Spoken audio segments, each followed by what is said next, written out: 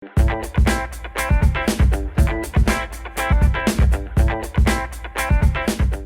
kan, sudah saya sampaikan sejak awal ya, bahwa ini adalah pertama kali kita memiliki LRT tanpa masinis. Jadi saya ulang lagi, kalau kita tidak berani menggunakan produk dalam negeri untuk dalam hal ini LRT, kapan kita akan mencoba, kapan kita akan berani memulai? Bahwa ada kekurangan, ya itu koreksi. Bahwa ada kekurangan itu akan kita evaluasi. Jangan membuli produk kita sendiri. Siapa lagi yang mau bangga kalau nggak kita ya, sebagai pemakai? Seperti apa? Kalau kita nggak berani memulai dan setiap ada kekurangan kita langsung bully, orangnya kan nggak berani mencoba membuat sesuatu, nggak akan. Halo Sobat Forum, bersama saya Puspita Chandra Dewi. Inilah Forum hari ini.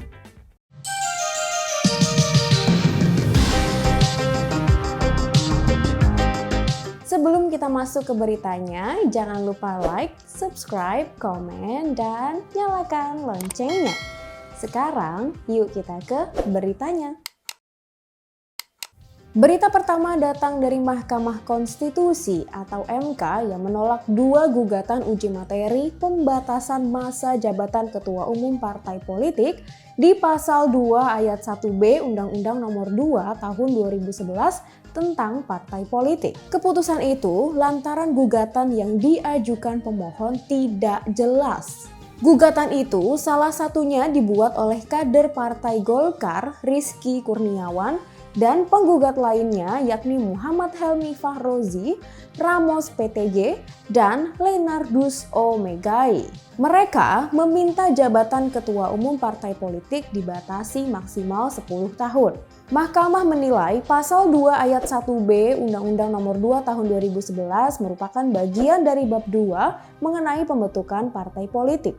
Sementara itu, persoalan yang diminta oleh para pemohon merupakan bagian dari bab 9 mengenai kepengurusan. Menurut mahkamah, jika seandainya permohonan pemohon pada bab 2 akan mengubah struktur dan substansi yang diatur dalam bab tersebut. Sebelumnya, Rizky Kurniawan menggugat masa jabatan Ketua Umum Partai Politik karena menilai Pasal 2 Ayat 1B UU Parpol bertentangan dengan Pasal 1 Ayat 2 dan Pasal 28D Ayat 1 UUD 1945. Rizky mengatakan tidak adanya batasan masa jabatan berimplikasi adanya potensi penyalahgunaan kekuasaan. Berita berikutnya datang dari Menteri Perhubungan Budi Karya Sumadi yang merespon soal kritik proyek Lintas Raya Terpadu atau LRT Jabodebek yang tidak sampai ke Bogor. Budi Karya menyebut proyek LRT tetap direncanakan sampai ke Bogor, Jawa Barat. Namun, perpanjangan rute tersebut akan dilanjutkan oleh pemerintahan selanjutnya. Budi Karya menegaskan bukan tidak ingin melanjutkan sampai ke Bogor, namun ia menyesuaikan kemampuan keuangan agar proyek tersebut tak terbengkalai. Sebab kebutuhan untuk melanjutkan LRT sampai ke Bogor tak masuk dalam prioritas anggaran Kemenhub pada 2024. Sebelumnya, anggota Komisi 5 DPR RI, Mulyadi, mempertanyakan penamaan LRT Jabodebek yang menurutnya tidak sampai wilayah Bogor. Ia protes lantaran penamaan itu tidak sesuai dengan kenyataan yang tidak memasukkan Bogor dalam proyek LRT tersebut. Berita terakhir datang dari Presiden Joko Widodo yang buka suara terkait operasional LRT Jabodebek yang sempat mengalami gangguan. Presiden Jokowi pun menyebut akan dilanjutkan evaluasi terkait dengan kekurangan yang ada. Akan dilakukan evaluasi terhadap kekurangan LRT Jabodebek. Jokowi menyebut hal ini akan dilakukan oleh PT Industri Kereta Api atau INKA dan PT Kereta Api Indonesia atau KAI. Jokowi pun menegaskan jika operasional LRT ini akan membutuhkan proses yang panjang.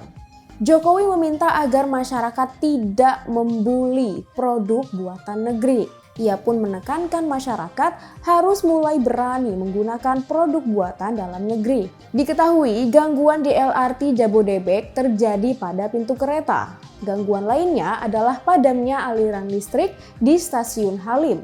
Selain itu, LRT Jabodebek sempat mengalami keterlambatan hingga AC sempat mati. Demikian berita-berita yang dapat kami rangkum untuk forum hari ini, Kamis 31 Agustus 2023. Untuk semua sobat forum, jangan sampai lupa terus update berita-berita terkini kalian di www.forumkeadilan.com.